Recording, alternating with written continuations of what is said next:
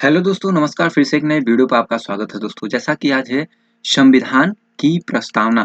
संविधान की प्रस्तावना से बहुत ही महत्वपूर्ण प्रश्न, जो कि पहला प्रश्न इसमें है, भारतीय संविधान के किस भाग को उसकी आत्मा की व्याख्या प्रदान की गई है? संविधान के किस भाग को उसकी आत्मा की व्याख्या प्रदान की गई है? तो प्रस्तावना से, या मौलिक अधिकार को, या राज्य के नीति निर्देशक तत्व, या संविधान के सभी अनुच्छेद। तो इसमें क्वेश्चन का कौन सा आंसर सही है, जो कि प्रस्तावना आपका सही है। पहला पॉइंट नंबर 2 है, धर्मनिरपेक्षता का अर्थ है। जो धर्मनिरपेक्षता का अर्थ क्या है? राष्ट्र का अपना धर्म, राष्ट्र का धर्म से कोई संबंध नहीं। इसके बाद राष्ट्र सभी धर्मों को मान्यता देता है, लेकिन उसका अपना कोई धर्म नहीं होता। इसके बाद है डी है, इनमें से कोई नहीं। तो आपका इसमें सही जो है आपका, जो कि सी सही है, राष्ट्र सभी धर्मों को मान्यता देता है, लेकिन उसका अपना कोई धर्म नहीं होता। तो ये आपका सी सही है। क्वेश्चन नंबर 3 है, निम्नलिखित में से वे दो शब्द कौन से हैं जिनका समावेशन 42वें संशोधन द्वारा संविधान की उद्देशिका में किया गया था? तो कौन है? धर्मनिरपेक्ष या लोकतांत्रिक, प्रभुत्व संपन्न या लोकतांत्रिक, समाजवादी, धर्मनिरपेक्ष, धर्मनिरपेक्ष और गणतंत्र। तो इसमें कौन दो शब्द हैं? तो कौन दो शब्द वे हैं? कौन है आपके? समाजवादी, धर्मनिरपेक्ष आपका सही है। प्रश्न संख्या 4 है, निम्नलिखित में से कौन सा शब्द भारत के संविधान की उद्देशिका में नहीं है? जो भारत की संविधान की उद्देशिका में नहीं है। समाजवादी, पंथनिरपेक्ष, प्रभुत्व संपन्न या लोक कल्याण। इनमें कौन सा शब्द नहीं है उद्देशिका में? तो कौन नहीं है? लोक कल्याण आपका नहीं है। डी विकल्प आपका सही है। प्रश्न संख्या 5 है, कल्याणकारी राज्य का उद्देश्य है। कल्याणकारी राज्य का उद्देश्य है, क्या उद्देश्य है? अधिकतम संख्या का अधिकतम कल्याण सुनिश्चित करना, कमजोर वर्गों के कल्याण का प्रबंध करना, सभी नागरिकों को स्वास्थ्य सुविधाएं प्रदान करना, या उपर्युक्त में से कोई नहीं। तो कौन सा विकल्प इसमें आपका सही है? तो आपका जो कि बी सही है, कमजोर वर्गों के कल्याण का प्रबंध करना आपका सही है। कौन सा? बी विकल्प आपका सही है।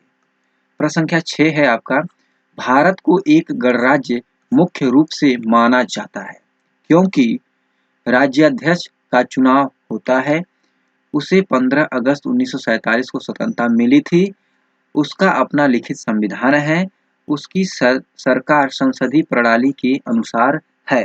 तो कौन सा इसमें विकल्प आपका सही है? जो कि पहला आपका सही, राज्याध्यक्ष का चुनाव होता है। क्या होता है? राज्याध्यक्ष का चुनाव होता है, पहला सही है। प्रश्न संख्या 7 है आपका, भारतीय संविधान की प्रस्तावना के सिलसिले में निम्नलिखित में कौन क्रम सही है? कौन सा क्रम जो कि सही है? गणतंत्र, जनवादी, धर्मनिरपेक्ष, समाजवादी, सार्वभौम, सत्ता संपन्न। पहला है। दूसरा विकल्प है सार्वभौम, सत्ता संपन्न, समाजवादी, जनवादी, धर्मनिरपेक्ष या गणतंत्र। इसके बाद तीसरा है सार्वभौम, सत्ता संपन्न, जनवादी, धर्मनिरपेक्ष, समाजवादी, गणतंत्र। इसके बाद डी है सार्वभौम, सत्ता संपन्न, समाजवादी, धर्मनिरपेक्ष, जनतावादी, जनवादी और गणतंत्र। तो कौन सा इसमें आपका विकल्प जो कि सही क्रम में है?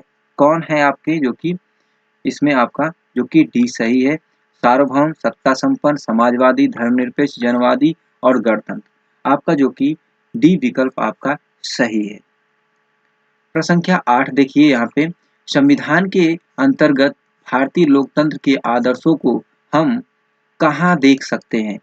भाग 1 में, भाग 2 में, भाग 4 में या प्रस्तावना में? तो किस में देख सकते हैं? तो आपका जो कि डी जो कि सही प्रस्तावना में हम क्या आदर्शों को हम देख सकते हैं। प्रश्न संख्या 9 है, भारत के संविधान में प्रदत्त हमारे देश का क्या नाम है? हिंदुस्तान अर्थात भारतवर्ष, इंडिया अर्थात हिंदुस्तान, इंडिया अर्थात भारत, भारत देश अर्थात इंडिया।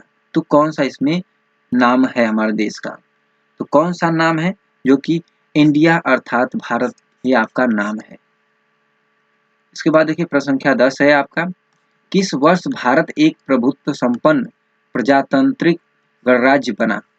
1947 में, 1951 में, 1935 में, 1950 में। तो कौन सा इसमें विकल्प आपका सही है? 1950 आपका डी विकल्प जो कि सही है। प्रश्न संख्या 11 है, संविधान की उद्देशिका मतलब प्रस्तावना का संशोधन कितनी बार संशोधन किया गया? तो कितनी बार किया गया संशोधन? 3 बार, 2 बार, 1 बार या संशोधन नहीं किया गया? तो इसमें सही आपका जो कि 1 बार संशोधन किया गया। प्रश्न संख्या 12 है, भारत के संविधान की प्रस्तावना में प्रथम संशोधन कब किया गया? जो भारत के संविधान की जो प्रस्तावना है में प्रथम बार संशोधन कब किया गया? 1951 में, 1976 में, 1971 में, 1984 में। तो कब किया गया? आपके 1976 में किया गया।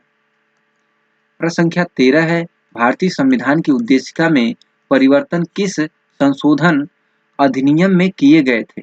तो किस अधिनियम में किए गए थे?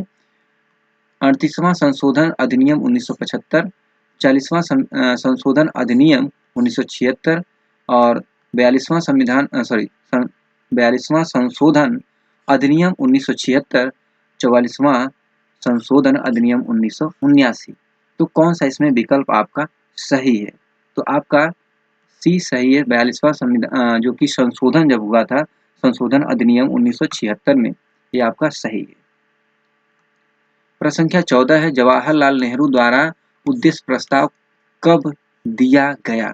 उद्देश्य प्रस्ताव कब दिया गया? 11 दिसंबर 1946, 12 दिसंबर 1946, 13 दिसंबर 1946 या 16 दिसंबर 1946। तो कब दिया गया? 13 दिसंबर 1946 को।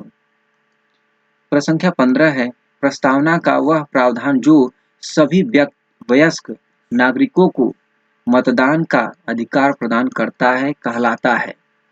तो पंथनिरपेक्ष, प्रजातंत्र, समाजवाद या गणतंत्र। तो इसमें विकल्प आपका कौन सा सही है? जो कि आपका प्रजातंत्र, आपका बी विकल्प आपका सही है इसमें। प्रश्न संख्या 16, भारत के संविधान की प्रस्तावना में समाजवादी और धर्मनिरपेक्ष शब्दों को किस संशोधन द्वारा जोड़ा गया? 41वां संशोधन, 41वां या 42वां या उसके बाद 43वां या 44वां। तो कौन सा इसमें आपका सही है?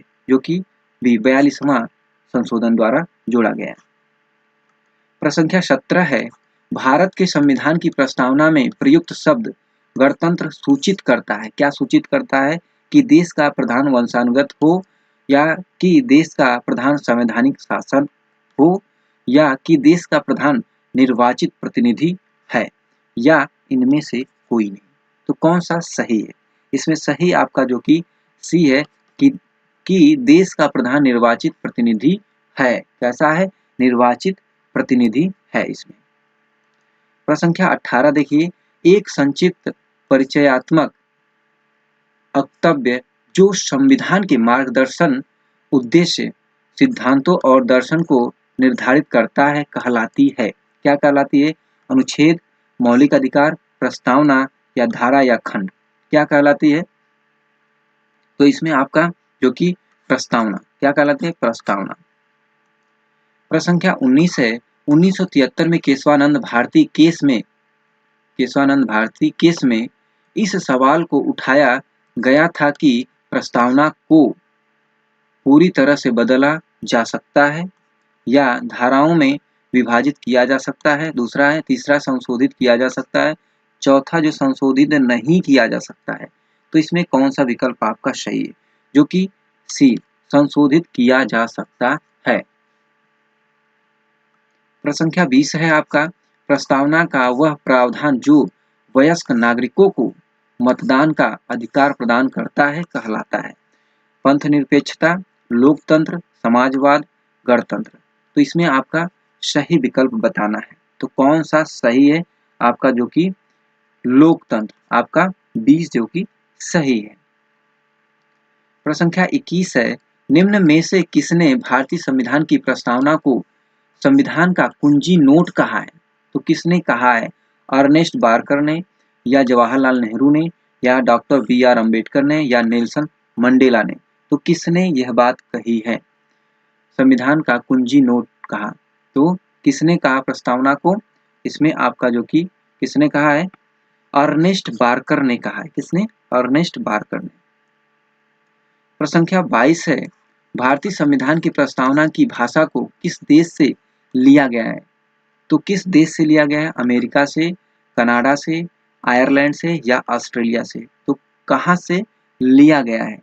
तो कहाँ से लिया गया? ऑस्ट्रेलिया से लिया गया। प्रश्न संख्या 23 है, निम्नलिखित में से किसने भारतीय संविधान की प्रस्तावना को हमारे संप्रभु लोकतांत्रिक गणतंत्र की जन्म कुंडली कहा है? तो किसने कहा है? जवाहरलाल नेहरू ने, वल्लभ भाई पटेल ने, वी.आर. अम्बेडकर ने, के.एम. मुंशी ने? तो किसने कहा है? तो इसमें के.एम. मुंशी ने कहा है।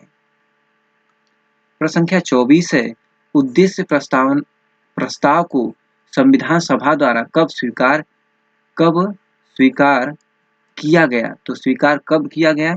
22 जनवरी 1947, 23 जनवरी 1947, या 26 जनवरी 1950, या 26 नवंबर 1950? तो इसमें आपका सही विकल्प है 22 जनवरी 1947 को। कौन सा? 22 जनवरी 1947 को स्वीकार किया गया। प्रश्न संख्या 25 है, भारतीय संविधान की प्रस्तावना पर किस क्रांति का प्रभाव नहीं झलकता है? तो किस क्रांति का प्रभाव नहीं झलकता है? फ्रांसीसी क्रांति 1789, अमेरिकी क्रांति 1776, बोल्शेविक क्रांति 1917, या चीन की क्रांति 1912? तो कौन सा इसमें विकल्प आपका सही है? जो चीन की क्रांति 1912। प्रश्न संख्या 26 है, संविधान के अंतर्गत भारतीय लोकतंत्र के आदर्शों को हम कहाँ देख सकते हैं? भाग 1 में, प्रस्तावना में, भाग 3 में, या भाग 4 में? तो किसमें हम देख सकते हैं? तो किसमें देख सकते हैं? तो प्रस्तावना आपका वी विकल्प आपका सही है। प्रश्न संख्या 27 है, भारत के संविधान के संबंध में निम्नलिखित में से कौन सा कथन सही नहीं है? इसमें बताना कि जो कथन सही नहीं उसको बताना है।